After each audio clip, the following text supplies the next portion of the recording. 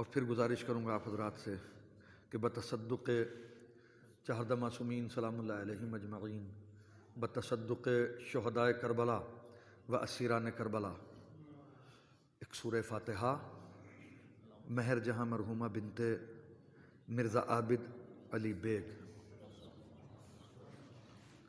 بسم اللہ الرحمن الرحیم۔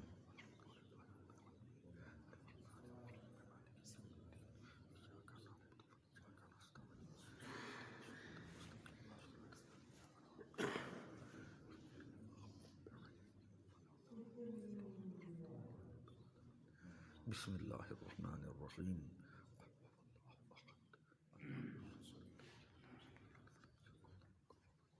بسم اللہ الرحمن الرحیم۔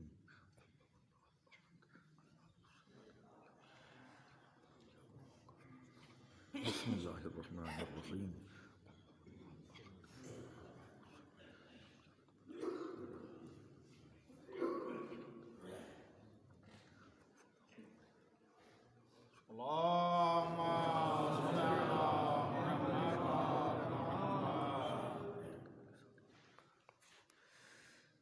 حسبنا اللہ و نعم الوکیل، نعم المولا و نعم النصیر۔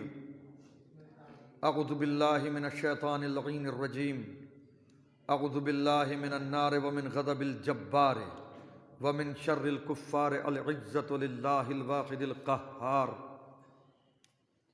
بسم اللہ الرحمن الرحیم۔ الحمد للہ علی کل نعمت واسأل اللہ من کل خیر وأعوذ باللہ من کل شر واستغفر اللہ من کل ذنب۔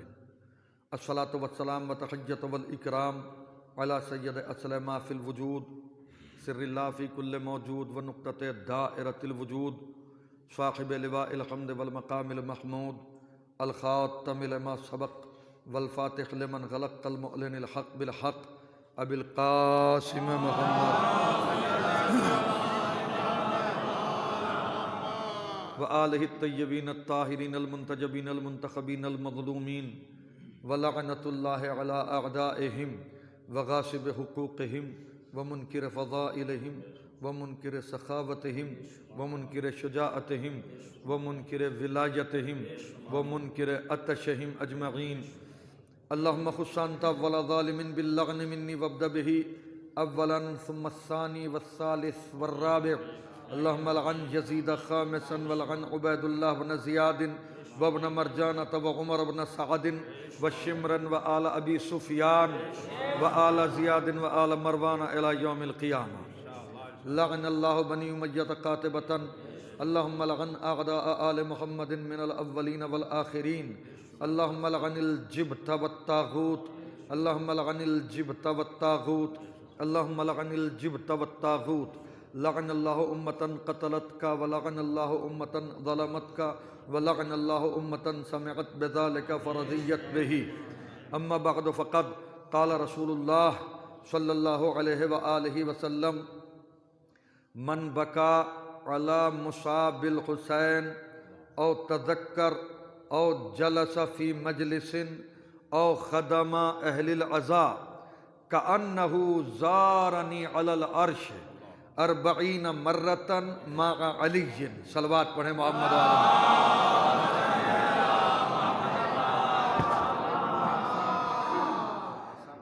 واجب الاحترام علماء کرام، شعراء کرام، شعراء اہل بیت علیہم الصلاۃ والسلام،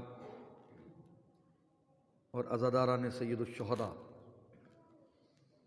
ایک ایصال ثواب کی غرض و غایت سے یہ مجلس منعقد کی گئی ہے، اور اس وقت جو ہے وہ میں اپنے آپ کو سورجوں کے درمیان رکھا ہوا معمولی سا ایک دیا محسوس کر رہا ہوں۔ البتہ مداح حسین کی حیثیت سے آپ حضرات سے مخاطب ہوں، اسی لیے روشن ہوں، جل نہیں رہا ہوں۔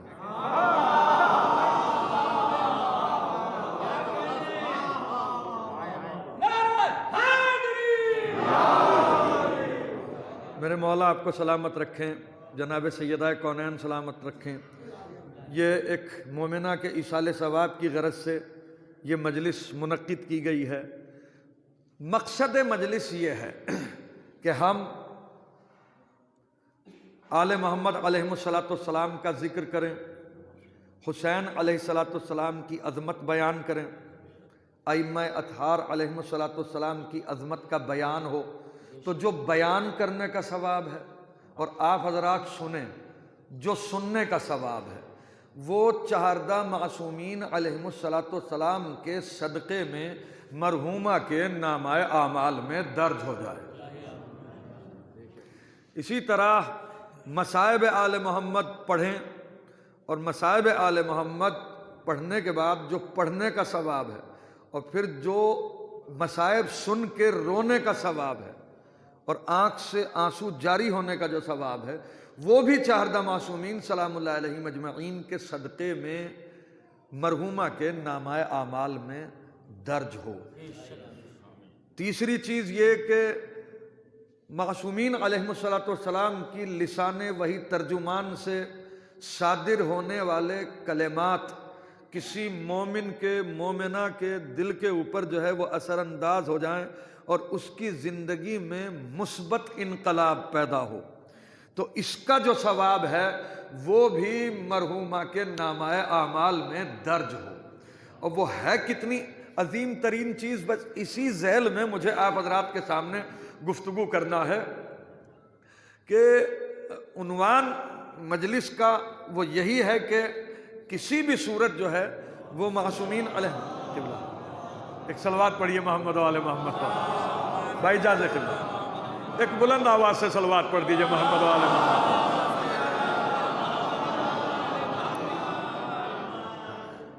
ہمارے عالموں کے سلامتی کے لیے آواز بلند سلامات اللہم صلی علی محمد۔ ایک حدیث کو میں نے جو ہے وہ عنوان قرار دیا ہے، اور وہ حدیث کس کی ہے؟ سرکار ختمی مرتبت صلی اللہ علیہ وآلہ وسلم۔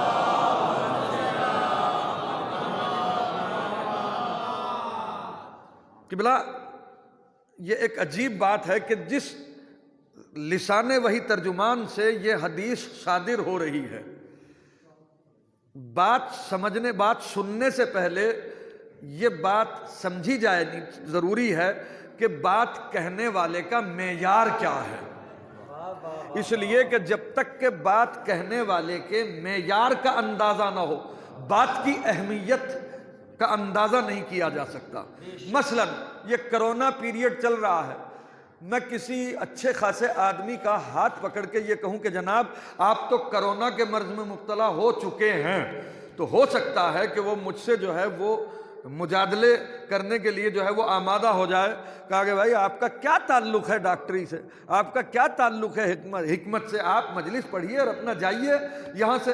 لیکن اگر کوئی MBBS ڈاکٹر یا بہت ہی شہر آفاق طبیب اگر کسی صحت مند آدمی کی صورت دیکھنے کے بعد بھی یہ کہہ دے کہ آپ کو جو ہے وہ فلاں مرض ہونے کا اندیشہ ہے، تو کم سے کم آدمی جو ہے وہ ایک ٹیسٹ تو اپنی گردن کے اوپر واجب کر ہی لے گا کہ مجھے کروا لینا چاہیے، ہے یا نہیں؟ چونکہ بات کہنے والے کا معیار بڑھا، وہ بات کہنے والا معمولی نہیں ہے۔ اسی طرح جو ہے وہ بات کون کہہ رہا ہے؟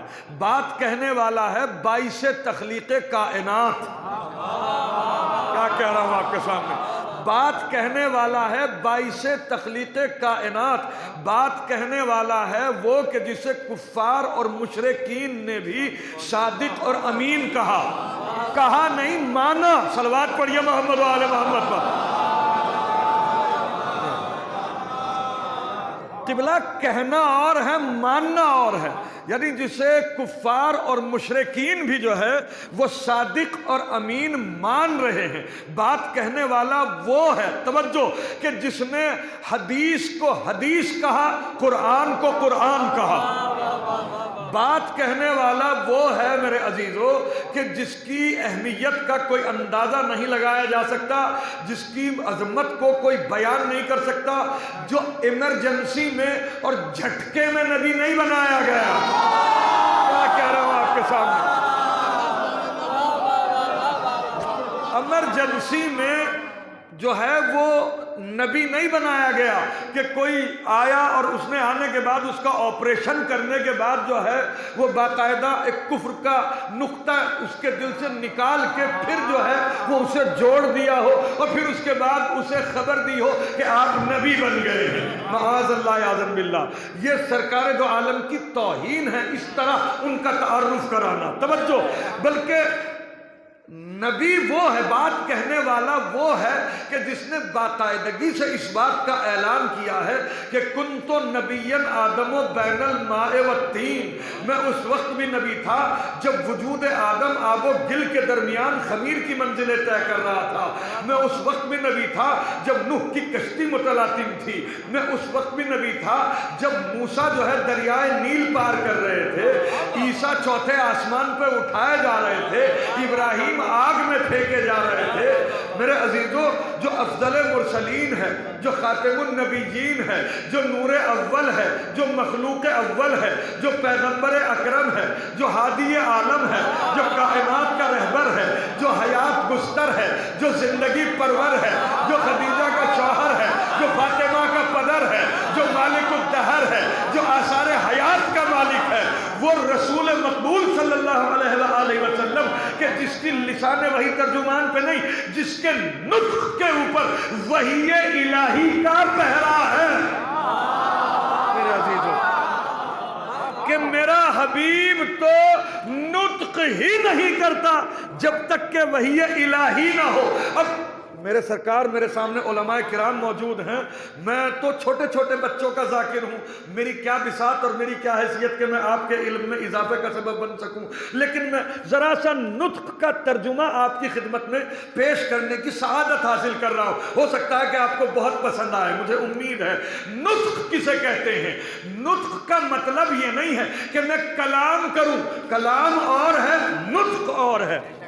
نطق کا کیا مطلب کہ میں قبلہ زما صاحب سے کہوں کہ قبلہ میرے ساتھ مظفر نگر چلیے گا، تو فوراً جو ہے وہ آپ گردن ہلا دیں، تو اس سے میں یہ سمجھ لوں گا کہ قبلہ کی مرضی نہیں، یہ منع فرما رہے ہیں۔ یعنی وہ حرکت اور وہ کیفیت بدن کی کہ جس کے ذریعے سے کسی دوسرے انسان کو پیغام پہنچ جائے، اسے نطق کہتے ہیں۔ میں کیا کہہ رہا ہوں آپ کے سامنے؟ سردی ہو رہی ہے، باہر کھڑے ہو کے ایک آدمی جو ہے تھر تھر کانپ رہا ہے، تو مجھے اس کی باڈی لینگویج نے یہ بتا دیا کہ اسے اس وقت کمبل کی ضرورت ہے، یا کم سے کم یہ تو بتا ہی رہا ہے کہ اسے سردی لگ رہی ہے۔ توجہ میرے عزیزو، تو یہ جو ہے، یہ ساری چیزیں کس چیز میں آئیں گی گلریز بھائی؟ یہ ہے نطق۔ اب ترجمہ سنیے، ما ینطق عن الہویٰ ان ہوا الا وحی یوحیٰ، میرا حبیب تو نطق ہی نہیں کرتا جب تک کہ وحی الہی نہ ہو۔ کیا کہہ رہا ہوں آپ کے سامنے؟ یعنی جس کے بدن کی حرکت جو ہے وہ وحی الہی کے نتیجے میں ہو۔ ایک ایسی ذات گرامی وہ اس مجلس کا تعارف کروا رہی ہے۔ ذرا سا صلوات پڑھے محمد آل محمد کا۔ دیکھیے، میں آپ کی خدمت میں عرض کروں، یہ جہاں آپ بیٹھے ہوئے ہیں فرش عزا، یہ کیا ہے؟ یہ میری نظر میں نہیں، کسی مولوی صاحب کی نظر میں نہیں، کسی صحابی کی نظر میں نہیں، بلکہ یہ رسالت مآب کی نظر میں کیا ہے؟ اس کی نظر میں کہ جس کے بدن کی حرکت وحی الہی کے مطابق ہو، اس کی نظر میں یہ مجلس عزائے امام حسین کیا ہے؟ دیکھیں، آدمی کتنا ہی غریب سے غریب ہی کیوں نہ ہو، جس کے پاس کچھ بھی نہ ہو، انتہائی نادار ہو، اور وہ اس دنیا سے کوچ کر جائے، تو ہو سکتا ہے کہ اس کی جو ہے وہ مغفرت کے لیے لوگ باقاعدہ اس کی طرف سے اجارے پہ نمازیں نہ پڑھوا سکیں، اس کی قضاء عمری کی یا روزے نہ رکھوا سکیں، لیکن کم سے کم شیعہ ہونے کی حیثیت سے، محب اہل بیت ہونے کی حیثیت سے اتنا تو ہر آدمی اپنی گردن کے اوپر حق واجب سمجھتا ہی ہے اس کی طرف سے کہ ایک مجلس اس کے ایصال ثواب کے لیے کرا سزا ہی دی جائے۔ ایک ذرا سا صلوات پڑھ دیجئے محمد و آل محمد پر۔ قبلہ چاہے اس کے لیے کوئی قرآن خوانی کروائے یا نہ کروائے، روزے اس کی طرف سے رکھے یا نہ رکھے، لیکن ہر آدمی جو ہے وہ کوشش یہ کرے گا کہ اگر اس کے پاس کچھ بھی نہ رہا ہو تو محلے والے یا باقاعدہ اس کے اعزاء و اقرباء اس کے ایصال ثواب کے لیے مجلس کا انعقاد ضرور بھی ضرور کرواتے ہیں۔ اب اس میں مجلس میں ایسا کیا ہے، مجلس کی کیا حیثیت ہے؟ میرے عزیزو، یہ عنوان آج کل میں نے باقاعدہ اپنے اوپر واجب قرار دیا ہوا ہے، چونکہ جتنی مخالفت کی جا رہی ہے مذہب شیعہ کی ان مجلسوں کے حوالے سے، حیرت کی بات یہ ہے کہ جو سوالات جو ہے وہ دشمنوں کی زبانوں پر تھے ان مجلسوں کے متعلق، وہ سوالات لنگڑاتے لنگڑاتے جو ہے وہ اب اپنے لوگوں کے لبوں تک بھی چڑھ گئے ہیں۔ صلوات پڑھیے محمد آل محمد پر۔ تو اب یہ بہت ضروری ہو گیا ہے کہ ایک ایک آدمی کو اس بات کی خبر دینا لازمی ہو گیا ہے کہ یہ مجلس ہے کیا۔ تو میں کیوں بتاؤں یا کسی صاحب سے کیوں پوچھوں؟ یہ تو میں اسی سے پوچھوں گا جس نے قرآن بتایا ہے۔ میری بات پہ غور کیجئے گا، یہ تو میں اسی سے پوچھوں گا جس نے حدیث کو حدیث کہا، قرآن کو قرآن کہا۔ نہ اس سے بھی ذرا سا آسان کر کے بات کہوں، یہ تو میں اسی سے پوچھوں گا کہ جس کے کہنے کی بنا پر میں نے حرام گوشت جانوروں کو چھوڑ دیا ہے، جس کے کہنے کی وجہ سے میں نے کرن والی مچھلی کھائی ہے، چھلکے والی مچھلی، بغیر چھلکے کی مچھلی کو حرام جانا ہے یا نہیں؟ اسی کے قول کے مطابق تو میں بات کروں گا نا، چونکہ نقطہ مرکزی جو ہے وہ ذات رسول ہے۔ میں کیا کہہ رہا ہوں؟ اس لیے کہ ذات خدا بھی نہیں ہے نقطہ مرکزی۔ اللہ کو آپ نے دیکھا نہیں، پہچانا نہیں، پہچنوایا گیا تو مانا ہے۔ پہچنوایا کس نے ہے؟ اسی ذات اقدس نے کہ جسے ساری کائنات محمد کے نام سے جانتی ہے۔ صلوات پڑھیے محمد آل محمد پر۔ تو وہ سرکار جو ہے وہ مجلس کے متعلق کیا کہتے ہیں؟ حضرت نے ارشاد فرمایا، توجہ قبلہ بس لطف آ جائے گا، حدیث سنا رہا ہوں، توجہ۔ من بکا علی مصاب الحسین او تذکر او جلس فی مجلس او خدم اہل العزا کأنہ زارنی علی العرش 40 مرتن مع علی جن۔ ترجمہ اتنی آسانی سے نہیں کروں گا میرے سرکار، یہ زمانہ ایڈورٹائز کا ہے۔ اتنا سا بلیڈ بھی اگر کوئی بیچ رہا ہوتا ہے نا تو اتنا لمبا ایڈورٹائز ہوتا ہے۔ سرکار دو عالم کی بات مجھے پیش کرنا ہے کہ مجلس کے متعلق سرکار نے کیا کہا ہے، تو بات پہنچانی ہے مجھے اپنے چھوٹے چھوٹے بچوں تلک بھی۔ تو ذرا سا تمہید کے ساتھ ایک سوچنے کی بات ہے، ایک بالکل ایک نفسیاتی بات آپ کی خدمت میں عرض کروں کہ اگر آپ کے اسی شہر کا کوئی آدمی کسی سویلین کو پرائم منسٹر اپنے یہاں مہینے میں 1 دن بلا لے، میں کچھ کہہ رہا ہوں آپ کے سامنے، تو اس کی خوشی کا کیا عالم ہوگا؟ اچھا اگر 2 دفعہ بلا لے، بتائیے کچھ تو بتائیے۔ اچھا اگر 3 دفعہ بلا لے، 4 دفعہ اگر بلا لے، 10 دفعہ اگر بلا لیا تو چبلتے چبلتے چہرے کی لک خراب ہو جائے گی۔ ہاں میں بتا رہا ہوں، اور پورا جتنے بھی ادھیکاری ہیں ان سب کو اس کی اطاعت کرنا جو ہے وہ واجب ہو جائے گا، چونکہ بھائی پرائم منسٹر صاحب بلا رہے ہیں۔ اور اگر 40 دفعہ کسی کو بلا لیا تو ہو سکتا ہے کہ اور دوسری دنیا کے لوگ بھی جو ہے وہ اس سے سفارش کے لیے آ جائیں، کہا کہ بھائی ہمارے لیے جو ہے وہ پرائم منسٹر صاحب سے یہ سفارش کر دیں، آپ تو ان کے بڑے کلوز ہیں، آپ تو ان سے بڑے جو ہے وہ نزدیک ہیں اور بڑی آپ کی قربت ہے ان سے۔ توجہ، یہ ایک بشری تقاضا ہے، یہ جبلت بشر ہے کہ جب کوئی بڑی شخصیت اسے بلاتی ہے تو انسان اسے اپنے لیے شرف مانتا ہے۔ میں تو بہت بڑی بات کہہ گیا۔ جب کوئی بڑی شخصیت کسی کو بلاتی ہے یا کسی کو بڑی شخصیت سے ملاقات کا شرف حاصل ہو جاتا ہے تو انسان اسے جو ہے وہ اپنے لیے ایک بہت عظیم چیز، ان لمحات کو جو ملاقات کے لمحات ہیں، ان لمحات کو اپنے لیے جو ہے انتہائی حسین ترین جو ہے وہ گرداننا بھی چاہیے یہ بشری تقاضوں کے تحت۔ اب میں جو بات آپ کے سامنے کہنے جا رہا ہوں، یہ بات تمہیداً ذہن کے اندر رکھیے گا تو پھر لطف آئے۔ حضرت نے فرمایا من بکا علی مصاب الحسین۔ اب اسی سے اندازہ لگائیے گا کہ آپ فرش عزا پہ بیٹھے ہیں تو حسین نے آپ کو کیا اعزاز عطا فرمایا ہے، کیا اعزاز دیا ہے حسین نے۔ توجہ، حضرت نے فرمایا من بکا علی مصاب الحسین او تذکر او جلس فی مجلس او خدم اہل العزا کأنہ زارنی علی العرش 40 مرتن مع علی۔ کیا کہنے، زندہ باد۔ حضرت نے فرمایا کہ جو کوئی بھی میرے بیٹے حسین پر، اس کی مصیبت پر گریہ کرے، ایک بات، جو بھی حسین پہ گریہ کرے، توجہ، یا حسین کا اچھائی سے تذکرہ کرے، اور جلس فی مجلس، یہ بات یاد رہے کہ یہ حسین کی شہادت سے بہت پہلے یہ بات کہی جا رہی ہے۔ میری بات، جو لفظ رسالت میں آپ یا جو چیز رسالت میں آپ صلی اللہ علیہ وآلہ وسلم نے نہ کی ہو، کوئی اسے بعد میں کرے، اسی کام کو انجام دے تو اسے بدعت کہتے ہیں، لیکن جس کی نشاندہی رسول کرے اور پھر وہ بات کہی جائے اسے سنت کہتے ہیں۔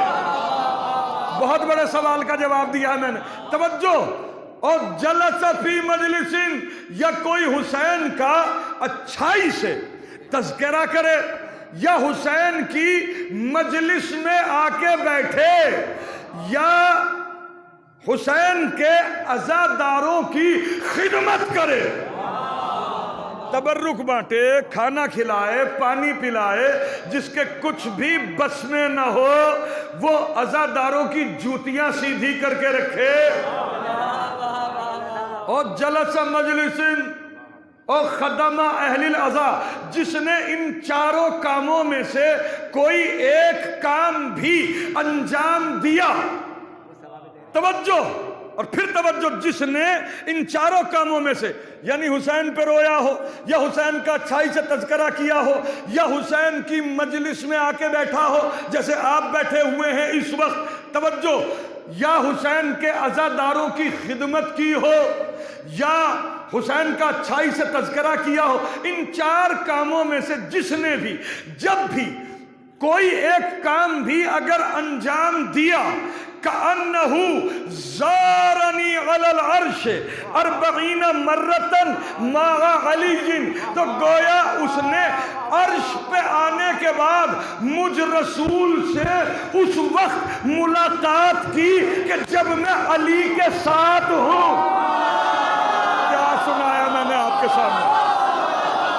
نعرہ حیدری!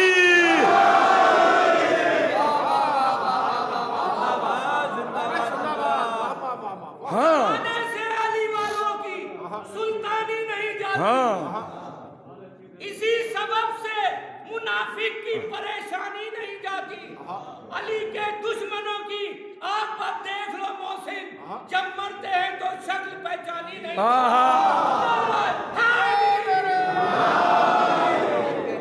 متوجہ ہوئے میرے سرکار؟ یعنی مجھ سے اور علی سے اس نے 40 مرتبہ ملاقات کی ہو۔ سمجھ میں آیا؟ خدا کی قسم آپ کا حسین سے بہترین قدردان کوئی نہیں ہے کائنات میں۔ ارے میں نے بہت بڑا جملہ کہا ہے، حیرت کی بات ہے کہ آپ تو فرش عزا پہ ایک دفعہ آئے ہیں، میزان میں 40 مرتبہ لکھا گیا ہے۔ حدیث کی تحلیل کر کے پیش کر رہا ہوں آپ کے سامنے۔ کمال کی بات یہ ہے، کأنہ زارنی علی العرش، اس نے عرش پہ آنے کے بعد، عرش پر آنے کے بعد، یہ حدیث ہے، کسی مولوی صاحب کا نکتہ نہیں ہے، توجہ، یہ حدیث بیان کر رہا ہوں آپ کے سامنے، یہ اس کی زبان سے نکلے ہوئے کلمات ہیں کہ جس کے بارے میں اللہ نے باقاعدہ کہہ دیا کہ میرا حبیب جب بھی کلام کرے گا تو یہ نہیں کرے گا ہم کلام کرتے ہیں، اس کا نطق ہمارا نطق ہے۔ وہ رسول مقبول آپ کو بشارت دے رہا ہے کہ اے میرے حسین سے محبت کرنے والوں، اگر تم فرش عزا پہ آؤ گے تو عرش الہی پہ آتے ہوئے دیکھے جاؤ گے۔ ارے میری بات پہ غور کیجئے گا، یا اس کو اور یوں بدل کے کہوں کہ کہیں بھی میرے لال حسین کا تذکرہ تو کر کے دیکھ، اگر تجھے عرش سے نیچے اترنے دوں تو رسول نہ کہنا۔ بڑی بات کہی ہے میں نے، صلوات پڑھیے محمد و آل محمد پر۔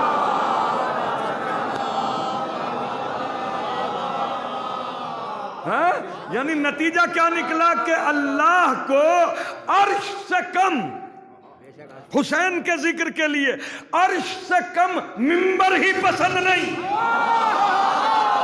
ارے کیا کہا، یہ ہے حسین علیہ السلام میرے عزیزوں، کأنہ زارنی علی العرش 40 مرۃ مع علی، گویا اس نے عرش پہ آنے کے بعد مجھ سے اور رسول سے، مجھ سے اور علی سے 40 مرتبہ ملاقات کی ہو۔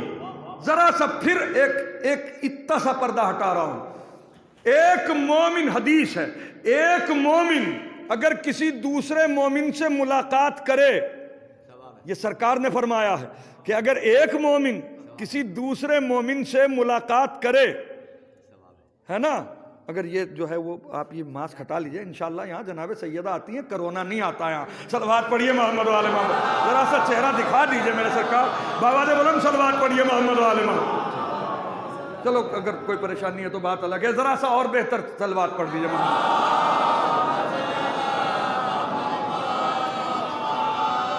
متوجہ ہوئے آپ حضرات، یہ ایک عجیب بات ہے کہ اگر کوئی مومن کسی مومن سے ملاقات کرے اور ملاقات میں جو ہے مصافحہ کرتا ہے آدمی، سرکار نے فرمایا کہ جب مصافحہ کرے اور مجھ پر اور میری آل پہ صلوات پڑھے، مجھ پہ اور میری آل پہ صلوات پڑھتے ہوئے مصافحہ کرے، تو جب تک دونوں کے ہاتھ ایک دوسرے سے جدا ہونے سے پہلے پہلے اللہ دونوں کے گناہ معاف کر دیتا ہے۔ کیا سنایا ہے میں نے رامپور والوں کہ مومن اگر مومن سے ملاقات کرتے وقت، مصافحہ کرتے وقت جو ہے صلوات پڑھے تو جدا ہونے سے پہلے پہلے دونوں کے گناہ معاف کر دیے جاتے ہیں۔ تو یہ تو مومن سے ملاقات کا ثواب اور فائدہ ہے، اور اگر کوئی امیر المومنین سے ملاقات کرے، اللہ اکبر، ہاں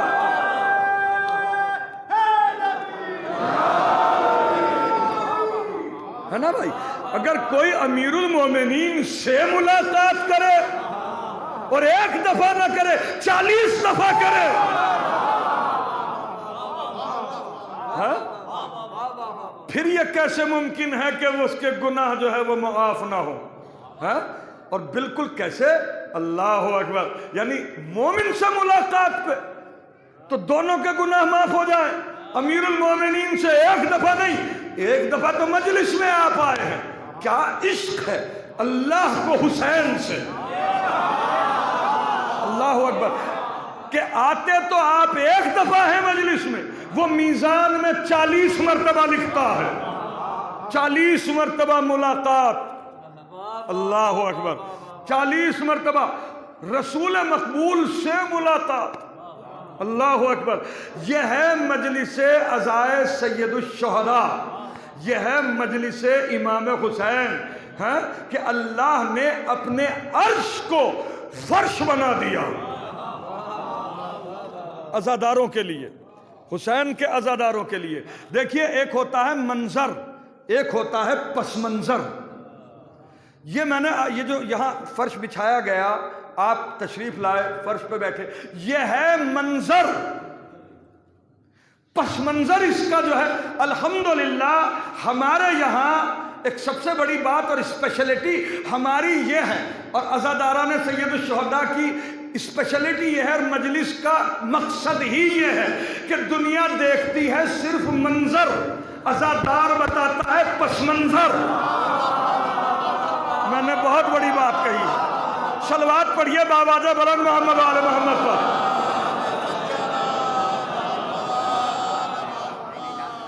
جو بصیرت کا اندھا ہوتا ہے وہ دیکھتا ہے آنکھ میں صرف پانی۔ میری بات پہ غور کیجئے گا، آنکھ میں دیکھتا ہے صرف اور صرف پانی، کہ ایک مصیبت سننے کے بعد جو ہے ایک شخص کی آنکھ سے جو ہے وہ پانی نکلا، وہ تو صرف اسے پانی سمجھ رہا ہے، وہ تو پانی سمجھ رہا ہے چونکہ بصیرت کا اندھا ہے۔ لیکن پس منظر اس آنسو کا کیا ہے کہ اس نے آنکھ میں آنے کے بعد یہاں سے یہاں تک کا جو سفر کیا رخسارے تک، آنکھ سے نکلتے ہوئے جو یہ آنسو رخسارے تک آیا ہے، اس کا پس منظر یہ ہے کہ یہ آنسو بنی امیہ کی حکومت کو ریتتا ہوا ہے، بنی عباس کی حکومت کو رونتا ہوا ہے، جو بنی عباس کی سلطنت کو تباہ کرتا ہوا آ رہا ہے۔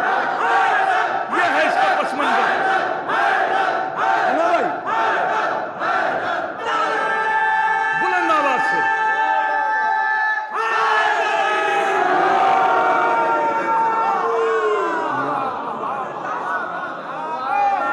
یہ معمولی بات نہیں ہے، مگر میرے عزیزو ایک بات آپ کی خدمت میں عرض کر دوں کہ جیسے منظر اور پس منظر یہ ایک عجیب و غریب بحث ہے یہ۔ مثلا کسی صاحب کے بستر میں لے جا کے کوئی سانپ چھوڑ دے اور سانپ اسے ڈس لے، بعد میں جو ہے جب تفتیش ہونا شروع ہو تو یہ کہہ کے پیچھا نہیں چھٹایا جا سکتا کہ سانپ نے کاٹا۔ یہ بتا اس سانپ کو یہاں تلک لے کے آیا کون؟ میں کیا کہہ رہا ہوں، یہ نہیں کہا جا سکتا کہ یزید نے حسین کو قتل کیا، یزید کو یزید بنایا کس نے؟ کیا کہہ رہا ہوں آپ کے سامنے؟ اب ایک جملہ دے رہا ہوں کہ قتل حسین منظر ہے، توجہ، قتل حسین منظر ہے، سقیفہ پس منظر ہے۔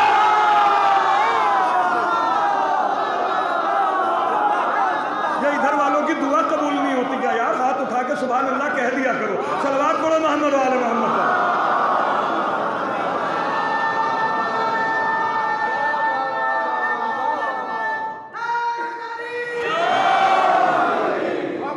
یہ کتنے ثواب میں نے آپ کے سامنے عرض کیے، یہ مجلس حسین ہے میرے عزیزو، اس کے اوپر کوئی کمپرومائز نہیں کیا جا سکتا کسی سے۔ اللہ اکبر۔ یہ ایک بات میں ہر جگہ پوچھتا ہوں، چلو یہاں بھی پوچھ ہی لیتا ہوں ایک دفعہ، ذرا سا مجھے یہ بتائیے کہ عزاداری سید الشہداء غریب نینوا، میرے عزیزو اس عزاداری کو بڑا اس کے اوپر حملے ہو رہے ہیں اور اس کی ڈائریکشن کو چینج کرنے کی نہ جانے کتنی ناپاک سازشیں دنیا کر رہی ہے، اور کیا کیا اس کے اندر جو ہے وہ مغالطے جو ہے وہ پیدا کیے جا رہے ہیں۔ میرے عزیزو کتنی، مولانا زمان صاحب قبلہ کتنی عجیب بات ہے۔ میں ایک بات پوچھنا چاہ رہا ہوں سارے عزاداران امام حسین علیہ السلام سے، مولا کی قسم ہے بالکل صحیح صحیح بتانا، امام بارگاہ میں بیٹھے ہو، عرش بری پہ بیٹھے ہوئے ہو، حدیث کا ترجمے کے تحت، توجہ، اور رسول کی اور علی مرتضیٰ کی موجودگی میں بیٹھے ہو، ان سے مصافحہ کیے ہوئے بیٹھے ہو، ایک دفعہ نہیں 40 دفعہ ان سے ملاقات کیے ہوئے بیٹھے ہو فی الحال کی مجلس میں ہیں۔ ان تمام تر چیزوں کو ملحوظ رکھتے ہوئے مجھے ایک بات بتاؤ کہ اس عزاداری کو اگر اپنی زندگی سے آپ مائنس کر دیں تو آپ ہیں کیا؟ بتاؤ کیا ہو؟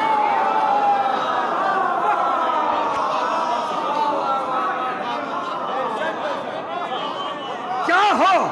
کتنے بڑے زمیندار ہیں آپ، کتنی سلطنتیں ہیں آپ کے پاس، کتنے بڑے بزنس مین ہیں آپ، ہاں پولیٹکس کے کون سے پائیدان پہ کھڑے ہوئے ہیں، کون جانتا ہے آپ کو؟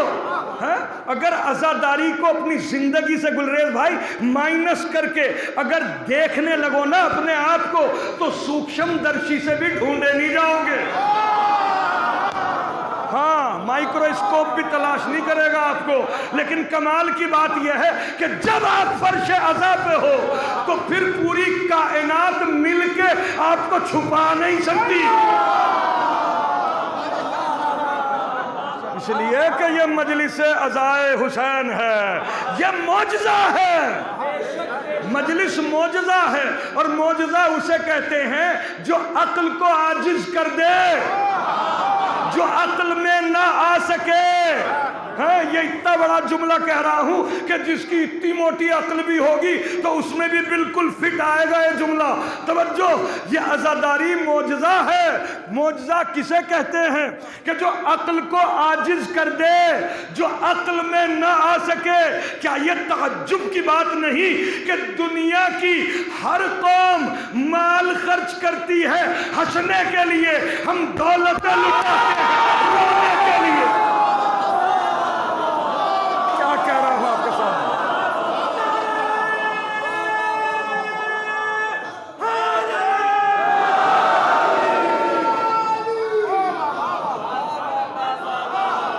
ہاں. اور گلریز بھائی کمال کی بات یہ ہے کہ دنیا ہنس کے راضی نہیں, ہمیں بغیر روئے چین نہیں. خدا کی قسم مولانا صاحب قبلہ اللہ آپ کو کی عزتوں میں اضافہ فرمائے. کتنی عجیب بات ہے کہ اگر ہم نہ روئیں تو ہمیں چین نہیں. ہم تو اپنے گریبان وجود میں منہ ڈال کے دیکھنے لگتے ہیں کہ کہیں ہمارا لقمہ تو حرام نہیں ہو گیا. کیا کہہ رہا ہوں آپ کے سامنے, کہیں ہم بدعقیدوں میں تو نہیں بیٹھنے لگے, کہیں ہمارے تعلقات مخالفین عزا سے زیادہ تو نہیں بڑھ گئے ہیں. ہم تو اپنی بررسی میں جو ہے ہمارا دماغ آمادہ ہو جاتا ہے. یہ کوئی معمولی بات نہیں ہے. یہ عزاداری میرے عزیزو, یہ یاد رکھنا کہ یہ عزاداری ہماری شیرگ حیات ہے. یہ مجلس حسین ہماری شیرگ حیات ہے. یہ میں نے کتنے ثواب بتائے. اچھا تھوڑا سا میں بتا دوں قبلہ, عجیب بات ہے, پوری ذمہ داری کے ساتھ ایک بات کہہ رہا ہوں آپ کے سامنے. اگر کسی صاحب کو فرما روائے حکومت سلام کہلوا دے, کیا عالم ہوگا اس کا؟ دیوانہ ہو جائے گا بیان کر کر کے. ہاں بھائی پرائم منسٹر نے مجھے سلام کہا ہے, پرسوں ٹیلی فون آیا تھا. بات کچھ بھی چل رہی ہو یہ ذکر ضرور لائے گا. میں کچھ کہہ رہا ہوں اور اس کے رشتہ دار اور پریشان ہو جائیں گے اس بات کو سناتے سناتے. کہیں اگر تجہیز و تکفین میں بھی جانے کا شرف حاصل ہو گیا اس پیریڈ میں تو ہو سکتا ہے کہ تلقین سے پہلے مردے کے کان میں بھی کہہ دے. چونکہ کم سے کم اس قوم میں رہنے سے ایک تو فائدہ ہی ہے. یہ تو اس کے ایک بیچارے کی بشری تقاضوں کے تحت ایک حرکت تھی کہ وہ مردے کے کان میں کہہ دے, مگر کہ اتنا تو بات ہے, اتنا تو شعور ہی ہے کہ الحمدللہ ہمارا جانے والا جو ہے وہ سنتا بھی ہے سمجھتا بھی ہے.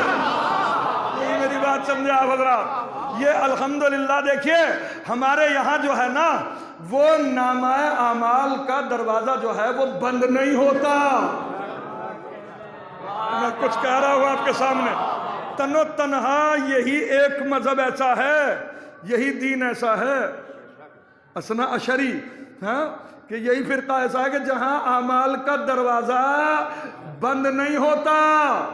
اگر بند ہو جاتا ہے تو پھر مجلس کیوں کی ہے یہ بولو, ہے نا. ہمارے یہاں جو ہے وہ نامہ اعمال کا دروازہ بند نہیں ہوتا. وہ تو پتہ نہیں کون سی قوم ہے کہ مر گیا مردود, نہ فاتحہ نہ صلوات پڑھو محمد آل محمد پر. تو یہ مجلس سید الشہداء میرے عزیزو یہ کتنے ثواب اس کے ہیں کہ اگر کوئی کسی کو سلام کہلوا دے ہے نا. کوئی اگر کسی کو سلام کہلوا دے فرما روائے حکومت، تو میرے خیال سے وہ اس بات کو بے شک اسے جو ہے وہ اپنے لیے اعزاز ماننا چاہیے، چونکہ یہ بشری تقاضوں کے تحت جب بڑی شخصیت کسی کو سلام کہلواتی ہے تو انسان جو ہے وہ اپنے آپ کو بالکل باقاعدہ جو ہے وہ ایک مخصوص سمجھتا ہے. توجہ، اب آپ حق اور انصاف سے بتائیے، حدیث سنا رہا ہوں آپ کے سامنے کہ جس جگہ مجلس حسین علیہ السلام منعقد ہو رہی ہوتی ہے اس جگہ بیٹھنے والوں کو اللہ سلام کہتا ہے. اور میں نے تو بہت بڑی بات سنائی ہے آپ کے سامنے، اللہ سلام کہتا ہے فرش عزا پہ بیٹھنے والوں کو، سلامتی دینے والا یا سلام ہو جس کا نام نامی اس میں گرامی ہے وہ سلام کہتا ہے. ہاں اچھا، دوسری بات سنیے، جس جگہ مجلس منعقد ہو اس جگہ، اللہ اکبر، جس جگہ مجلس منعقد ہو اس مجلس میں ملائکہ مقربین تشریف لاتے ہیں. ملائکہ مقربین میں کون؟ جبرائیل، میکائیل، اسرافیل، اسرائیل عرف ملک الموت، یہ مجلس میں آتے ہیں. میرے معبود ذرا سا سوال کرنے کا تو حق بنتا ہے. جبریل چلو امین وحی الہی ہے، میکائیل ہے رزق بانٹتا ہے، نفخ فی الصور، اسرافیل جو ہے وہ بھی آتا ہے جس کے سور پھونک دینے سے قیامت منعقد ہو جائے گی. اے میرے معبود ذرا سا یہ بتا دے ملک الموت کو کیوں بھیجتا ہے؟ تاکہ ملک الموت کو اس لیے بھیجتے ہیں تاکہ جتنے بھی لوگ ہیں مجھ تک جو پہنچیں گے وایا ملک الموت. نہیں متوجہ ہو سکے آپ حضرات، پتہ نہیں کیا سوچ رہے ہیں. ذرا سا صلوات پڑھیے تاکہ دماغ بالکل واش ہو. نماز شروع کریں. اچھا ابھی ہو رہی ہے، کتنی دیر رہے گی؟ ویسے ہم وہاں جو ہے وہ تو کئی اذانیں ہو جاتی ہیں، ہر 5 منٹ کے بعد ہوتی ہیں، بہت جگہ آپ نے دیکھا ہوگا. تو بہرحال ایک صلوات پڑھیے محمد و آل محمد پر.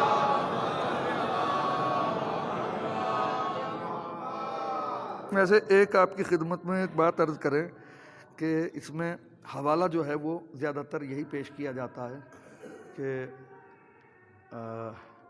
جناب سید الساجدین نے خطبہ روک دیا تھا.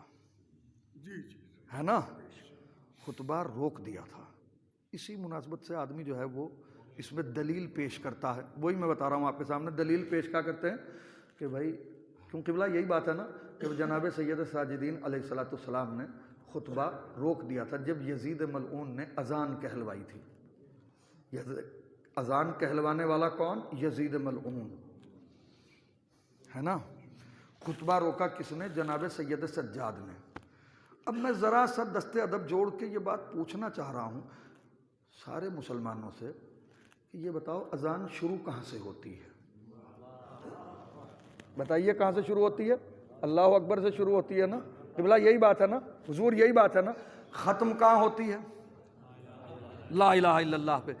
اب اللہ آپ کا بھلا کرے اہل بیت کے صدقے میں. مجھے یہ بتائیے ساری کتابوں میں چھان کے کہ جناب سید سجاد نے بولنا کہاں سے شروع کیا تھا؟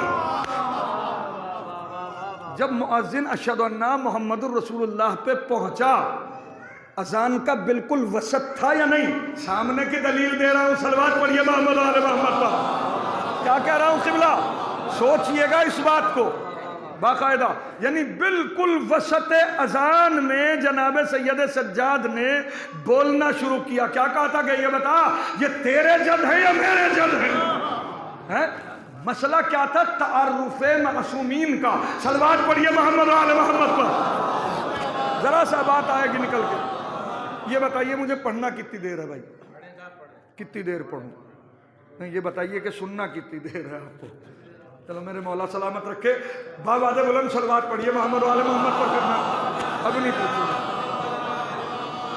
ہاں تو میں کیا کہہ رہا تھا آپ کے سامنے کہ جس جگہ مجلس منعقد ہوتی ہے اس جگہ بیٹھنے والوں کو جو ہے وہ اللہ سلام کہتا ہے. ملائکہ مقربین تشریف لاتے ہیں. ملائکہ مقربین میں ملک الموت بھی ہے.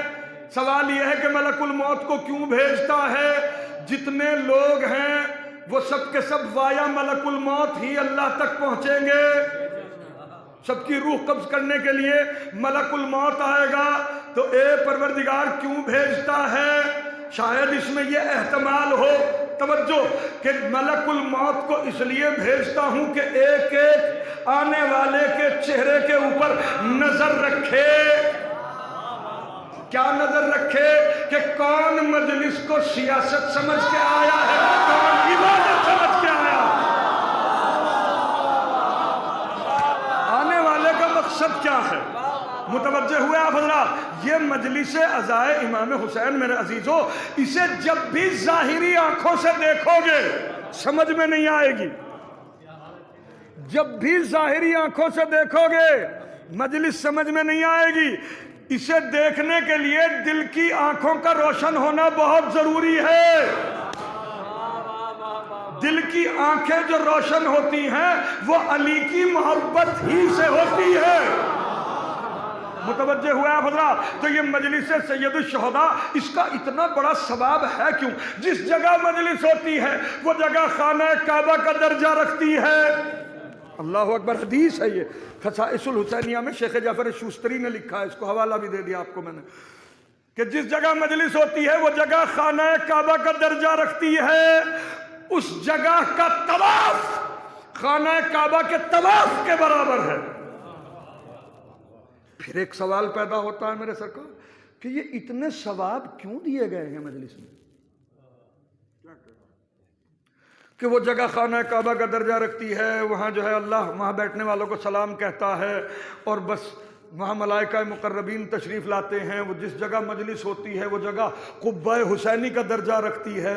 وہ جگہ جو ہے وہ عرش، وہ فرش عزا جو ہے وہ عرش سے تعبیر کیا ہے رسول مقبول صلی اللہ علیہ وآلہ وسلم نے۔ تو یہ ہے سوال کہ یہ تمام تر چیزیں ہیں کیوں، کس وجہ سے اتنی اہمیت دی گئی ہے مجلس عزا کو؟ میرے عزیزو، یہی معمہ حل کرنے کے لیے بیٹھا ہوں۔ توجہ دیکھیے، ایک سوال پھر آپ سے پوچھتا ہوں کہ یہ بتائیے کہ انسان کا انسان پہ سب سے بڑا ظلم کون سا ہے؟ انسان کا انسان پہ سب سے بڑا ظلم یہ ہے کہ کوئی اس کا غلط تعارف کرائے۔ یہ سب سے بڑا ظلم ہے۔ مثلا میں شہزادہ گلریز، شوہر آفاق، شاعر آل محمد علیہ السلام کے مداح، اب میں اپنی بستی کے اندر لے کے جاؤں اور وہاں جانے کے بعد جو ہے وہ بہت زبردست کلام یہ پڑھیں، اور میں چپکے سے جو ہے وہ کسی صاحب کے کان میں یہ کہنا شروع کروں کہ جناب ایسا ہے کہ شہزادہ گلریز صاحب پڑھتے تو بہت اچھا ہیں مگر مولانا زما صاحب انہیں کہہ کے دیتے ہیں۔ تو اب چاہے ایک ایک شعر کے بدلے میں 1 کروڑ ڈالر جو ہے وہ نذرانے کے طور پہ قبلہ کی خدمت میں پیش کروں، کیا یہ مجھ سے راضی ہو جائیں گے؟ نہیں ہوں گے۔ راضی کیوں نہیں ہوں گے؟ کہ یار آپ ہمیں کچھ نہ دیتے لیکن ہمارا وہ تو تعارف کراتے کہ جس کے ہم حقدار ہیں۔ دیکھو بھائی، ہمارا تو اس میں کوئی قصور نہیں۔ جب مجلس رکھی اس وقت گئی ہے کہ عین اذان کا وقت ہے تو اپنے دماغ کو بالکل فریش کر کے جب ہماری بات سنیے، وگرنہ ہم 1 منٹ کے اندر مصائب پہ آ رہے ہیں۔ صلوات پڑھیے محمد علیہ وسلم۔ ہاں، یہ کون سی بات ہوئی؟ متوجہ ہوئے یا نہیں؟ تو یہ مجلس سید الشہداء، دیکھیے سب سے خطرناک بات جو ہے آل محمد کے اوپر جو سب سے بڑا ظلم ہوا ہے وہ یہی ظلم ہوا ہے کہ زمانے نے ان کا غلط تعارف کرایا، اور فرش عزا جو جناب زینب کبریٰ نے چھوڑا ہے اسے شریعت کی زبان میں تو مجلس کہتے ہیں، لیکن جناب زینب کبریٰ سلام اللہ علیہا نے یہ مجلس کے عنوان سے ایک ایسا میڈیا چھوڑا ہے کہ جو قیامت تک اہل بیت کے دشمنوں کی پول کھولتا رہے گا۔ یہ مجلس عزائے امام حسین، دیکھیے حسین علیہ السلام کو سمجھنا میرے عزیزو کوئی معمولی بات نہیں ہے۔ جہاں حسین علیہ السلام کی ذات والا صفات، یہ جتنے ثواب میں نے آپ کو بتائے ہیں، کہ مجلس میں آنے کا یہ ثواب ہے، یہ ثواب ہے، یہ ثواب ہے، یہ ثواب سب کے سب قبلہ اس کے لیے ہے، اس کے لیے ہے کہ جس کا عقیدہ صحیح ہو۔ نہیں متوجہ ہو سکے آپ حضرات؟ جس کا عقیدہ صحیح ہو۔ عقیدے کا معجون کسی فارمیسی نے نہیں بنایا ابھی تک کہ جسے کھانے کے بعد آدمی کا جو ہے وہ بالکل عقیدہ صحیح ہو جائے۔ یہ عقیدہ ہے کیا چیز؟ یہ معمہ بھی میرے عزیزوں معصومین ہی نے کھولا کہ مجلس میں جب کوئی آئے تو اس کا عقیدہ کیا ہونا چاہیے۔ یہ تبرک میں لے کے جانا، یہ بات توجہ کہ ایک کیا پڑھتا ہے آدمی اذن دخول میں، کیا کہ یا ابا عبداللہ اشہد انکا تشہد مقامی وتسمع کلامی وترد سلامی۔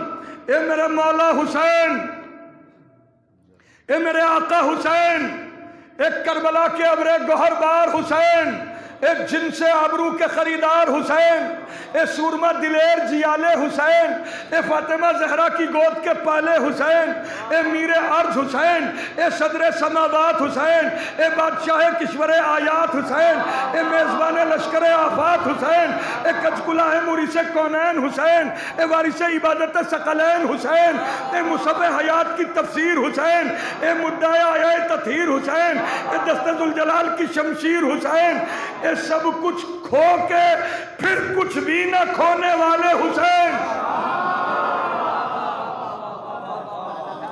اے میرے آقا حسین، میں گواہی دیتا ہوں اللہ کو حاضر ناظر جان کے اس بات کی، کس بات کی؟ کہ میں جہاں کھڑا ہوں، جس جگہ کھڑا ہوں، آپ مجھے دیکھ رہے ہیں، جو کہہ رہا ہوں وہ سن رہے ہیں۔ پھر اذان ہوئی ہے یار، وہی 5-5 منٹ پہ ہوگی نا۔ جماعت تو قبلہ آپ ہی کراتے ہیں نا، الحمدللہ۔ ذرا سا صلوات پڑھیے محمد و آل محمد پر، ٹف وقت ہے یار۔ یہ بھی آل محمد علیہ السلام کی فتح کا اعلان ہے یہ، ہاں۔ وگرنہ ایک بات بتائیں، عائشہ حیدر، اس نے ایک بات لکھی ہے، مصر کی مصنفہ عائشہ حیدر، اس نے ایک بات لکھی ہے کہ دنیا کے کسی کونے کے اندر بھی اگر کوئی بھی چھوٹے سے چھوٹا مؤذن اللہ اکبر کہہ رہا ہے تو اس اللہ اکبر کی تہ میں جناب زینب کبریٰ کا خطبہ ہے۔ کوئی نہ پہچانتا اللہ کو، کہاں ہوتی اللہ اکبر؟ یہ سب جناب زینب کبریٰ سلام اللہ علیہا کا ظہورہ ہے۔ میرے عزیزوں، یہ مجلس عزائے امام حسین جو ہے یہ کوئی معمولی بات نہیں ہے، بس تمام کر دی میں نے بات۔ توجہ کہ یہ ایک ایسا میڈیا چھوڑا ہے میری شہزادی نے مجلس حسین کی شکل میں، اللہ اکبر۔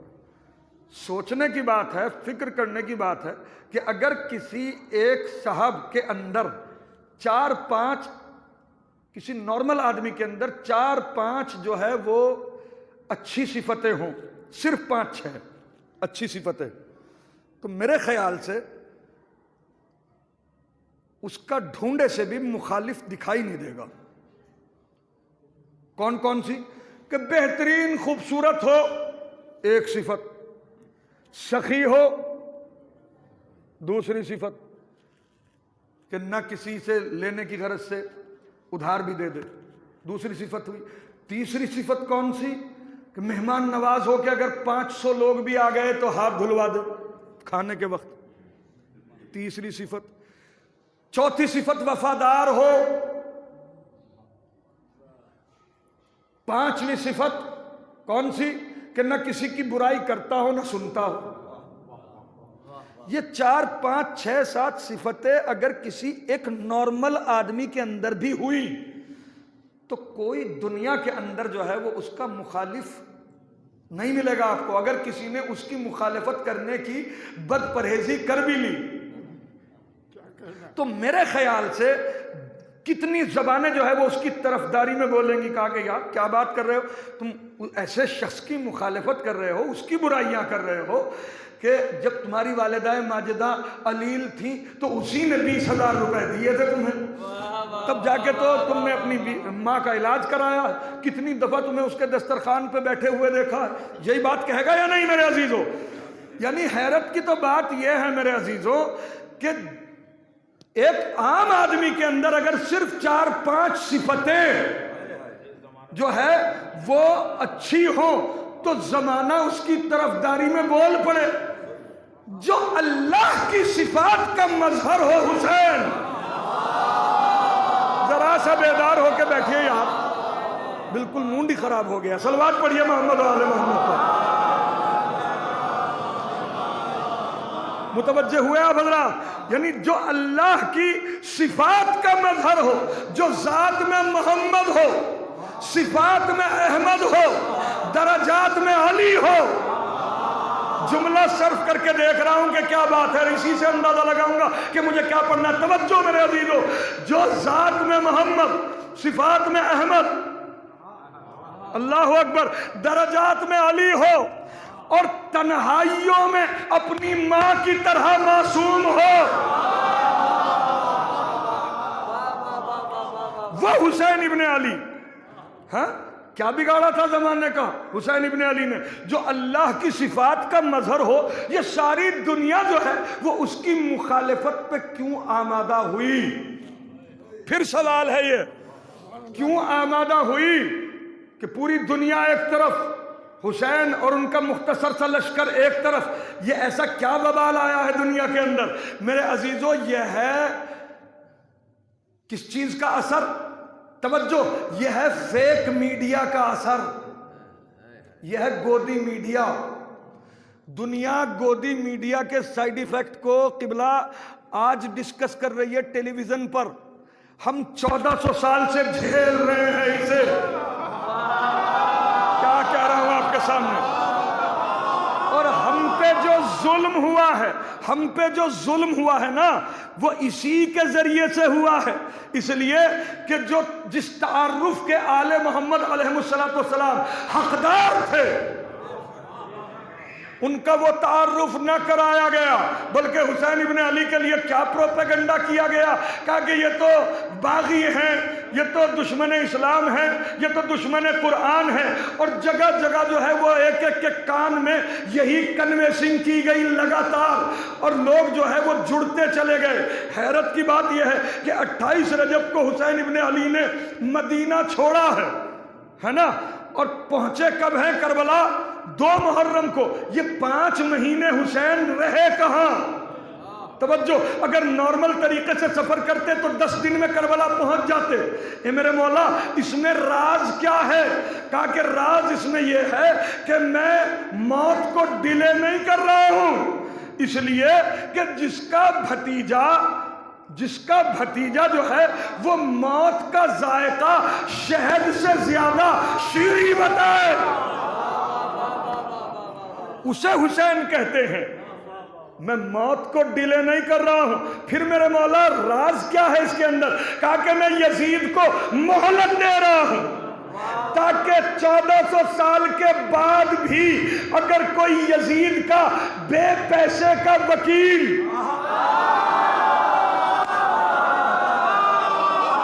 یہ نہ کہہ سکے کہ بھائی جو ہے یزید کو تو موقع ہی نہیں ملا تھا لشکر جمع کرنے کا، میں حسین ابن علی آ رہا ہوں اور تجھے 5 مہینے کی مہلت دیتا ہوں، جہاں تک تیرا بس چلے میری مخالفت میں جتنی کنوینسنگ کر سکتا ہے کر۔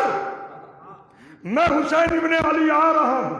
اور آنے کے بعد سرکار دو عالم نے کربلا محلہ میں وہ وقت بھی آیا کہ جب سرکار کے سر اقدس کو نوکے نیزہ پہ بلند کیا گیا اور پھر اعلان کیا گیا کہ جو حسین کا طرفدار ہوگا تو اس کا بھی یہی انجام ہوگا۔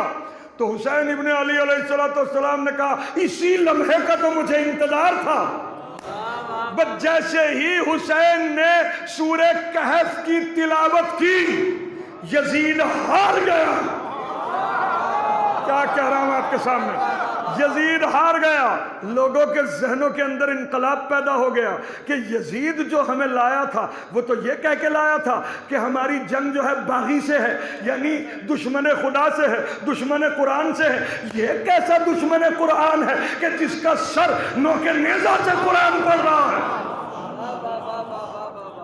دیکھتے ہی دیکھتے میری شہزادی نے اپنے منصب کو سنبھالا، کہا جو کربلا میں آئے تھے ان سب کو سمجھایا حسین نے نوک نیزہ کے منبر سے۔ اب کیا ہوتا ہے جناب؟ منظر اور پس منظر کے تحت میری گفتگو ہے۔ اب شریکت الحسین نے اپنا منصب سنبھالا، حسین سے جو لوگ لڑے مرے، جو بھاگے وہ بچے۔ میں کیا کہہ رہا ہوں آپ کے سامنے؟ جو جناب عباس سے لڑے وہ مرے، جو بھاگے وہ بچے۔ یہ بات طے ہے نا؟ اب ان بھاگنے والوں کی آخری پناہ گاہ کا نام ہے دربار یزید۔ ذرا سا تو بیدار ہو کے بیٹھو بھائی۔ آخری پناہ گاہ کا نام ہے دربار یزید۔ اب شریکت الحسین نے اپنا منصب سنبھالا۔ منظر تو یہ ہے کہ جناب زینب کبریٰ کو اسیر کر کے یہ لے جا رہے، یزیدی لے جا رہے ہیں، یزید کی فوج جو ہے وہ جناب زینب کبریٰ کو اسیر کر کے لے جا رہی ہے۔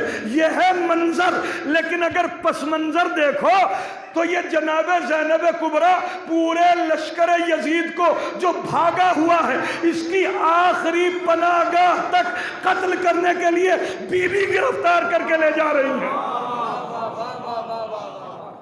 جانے کے بعد میری شہزادی نے دودھ کا دودھ اور پانی کا پانی کیا۔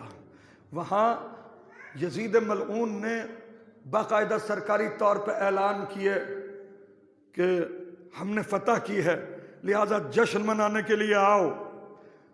ضلعوں سے، پرگنوں سے، کہاں کہاں سے لوگ جو ہے وہ آ رہے تھے وہاں کیا کرنے کے لیے؟ جشن منانے کے لیے۔ لیکن کمال کی بات یہ ہے کہ میری شہزادی نے وہ خطبہ ارشاد فرمایا کہ اس خطبے کے سبب، وقت ہوتا تو خطبہ سناتا، توجہ، اس خطبے کے سبب یزید کی فتح کے جام میں میری شہزادی نے زہر ملا دیا۔ آئے تھے لوگ ہنستے ہوئے، گئے روتے ہوئے، اور جانے کے بعد جو ہے وہ سب نے علم بغاوت بلند کر دیا۔ اور علم بغاوت کیسے بلند کیا؟ یزید ہٹاؤ، اسلام بچاؤ، یزید ہٹاؤ، اسلام بچاؤ۔ اب یزید ملعون کی سیاسی مجبوری ہو گیا اسیران اہل بیت کو رہا کرنا۔ ایک ایلچی آیا اور اس نے آنے کے بعد کہا کہ آپ آزاد کر دیے گئے۔ جناب زینب کبریٰ سلام اللہ علیہا کے لال نے کہا کہ جا یزید سے کہہ دے کہ ہم اپنی پھوپھی اماں سے پوچھ کے جواب دیں گے۔ اور پھر اس کے بعد جناب سید سجاد دستے ادب جوڑ کے جناب زینب کبریٰ سلام اللہ علیہا کی خدمت میں آئے، اور آنے کے بعد کہا پھوپھی اماں یزید ملعون کا فرستادہ آیا تھا اور اس نے کہا کہ ہم آزاد کر دیے گئے، ہماری مرضی ہے چاہے ہم یہاں رہیں یا مدینے رہیں یا کربلا، آپ کی کیا رائے ہے؟ یہ امامت کہہ رہی ہے جناب زینب کبریٰ سے، سمجھ میں آیا؟ اب جب جناب زینب کبریٰ کلام کریں گی تو زبان جناب زینب کبریٰ کی ہوگی، کلام امام کا ہوگا۔ میرے لال، ابھی تک ہم اپنے ماجائے حسین کو رو نہیں سکے۔ بیٹے یزید سے کہو کہ ہمارے لیے ایک مکان کا انتظام کرائے، میں اپنے ماجائے حسین پہ رونا چاہتی ہوں۔ اے بی بی، کیا شام غریمہ میں آپ نہ روئی؟ بی بی تو وہاں بھی روئی۔ حسین کو قتل ہوتے ہوئے دیکھا، کیا شہزادی نہ روئی ہوں گی؟ لیکن اس میں راز کیا ہے؟ کہا کہ دیکھو میں ایک ایسے میڈیا کا گٹھن کر رہی ہوں اس فرش عزا کو بچھا کے کہ جو بھی حسین سے محبت کا دعوے دار ہے، اور وہ جب بھی مجلس کرے گا وہ مجلس ملحق ہو جائے گی اس مجلس سے۔ ذمہ داری کیا ہے ان کی کہ حسین علیہ السلام کی مصیبت کو بیان کریں اور حسین کا صحیح تعارف کرائیں۔ میرے عزیزو، یہ کیوں میری شہزادی نے یہ میڈیا چھوڑا ہے مجلس کی شکل میں، اور کیا عظیم ترین میڈیا ہے۔ گلریز بھائی جملہ صرف کر رہا ہوں ہے کہ اے یزید، اگر تو نے میرے ماجائے کے اوپر تہمتیں لگائی ہیں، اسے باغی کہا ہے، توجہ، تو میں زینب کبریٰ مجلس کی شکل میں ایک ایسا میڈیا چھوڑ رہی ہوں کہ جو تجھ سے محبت کرنے والوں کو قیامت تک رسوا کرتا رہے گا۔ تو نے میرے ماجائے کو باغی کہا، اگر تجھ سے محبت کرنے والوں کو قیامت تک آتنکوادی نہ کہلوا دوں، زینب نہ کہلوا۔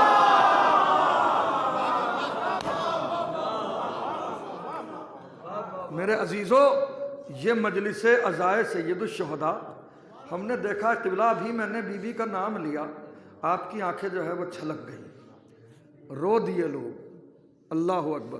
1400 سال کے بعد اس بیہودہ زمانے کے اندر بھی اتنا شعور اور اتنی حس لوگوں کے دلوں کے اندر ہے کہ جب بھی حسین کا نام آتا ہے تو ان کی آنکھیں جو ہے وہ اشکبار ہو جاتی ہیں۔ حق اور انصاف سے بتائیے کہ جس وقت جناب زینب کبریٰ نے جناب علی اکبر کے مصائب پڑھے ہوں گے اور جناب لیلا نے سنے ہوں گے تو کیا عالم ہوا ہوگا۔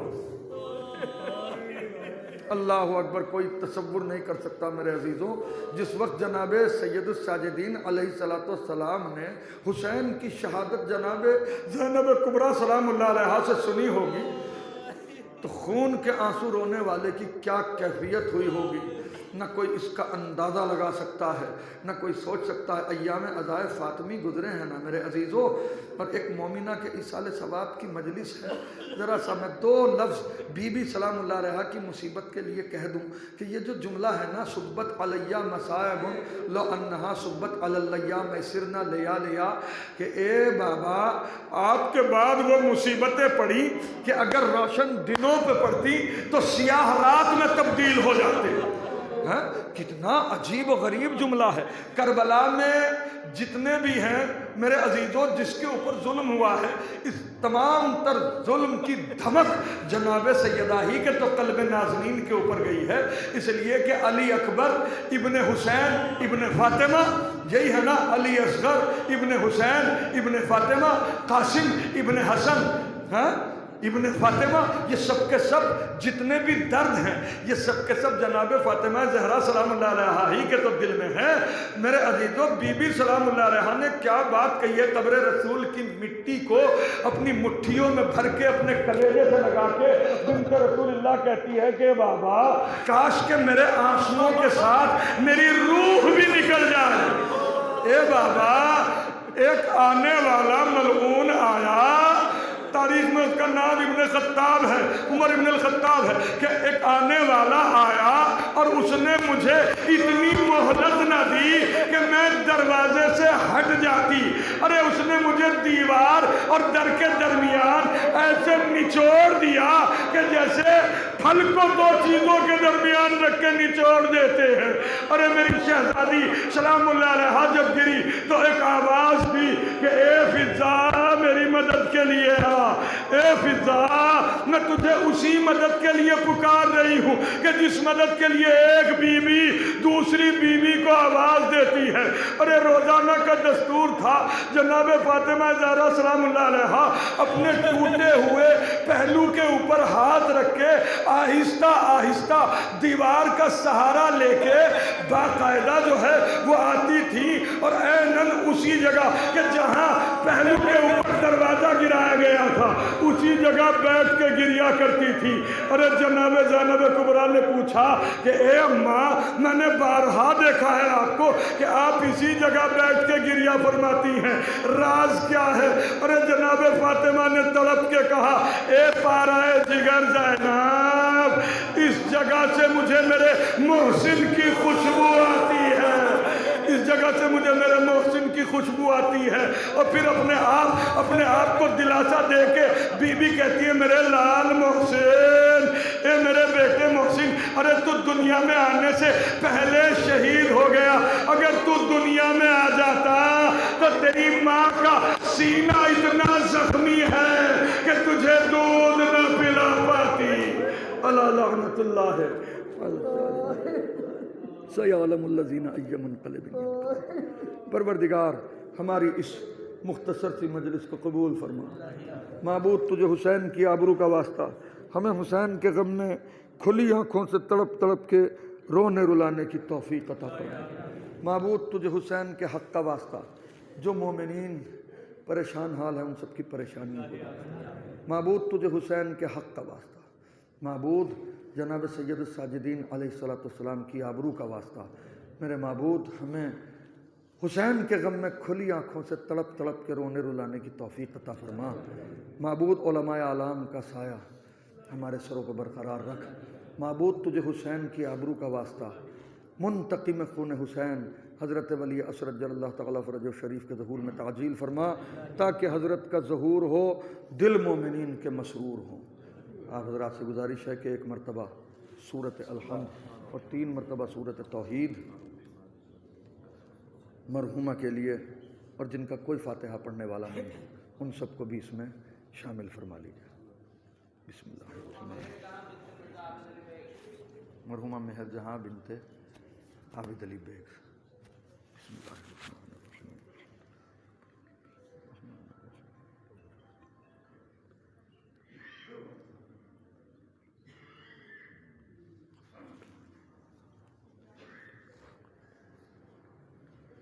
بسم اللہ الرحمن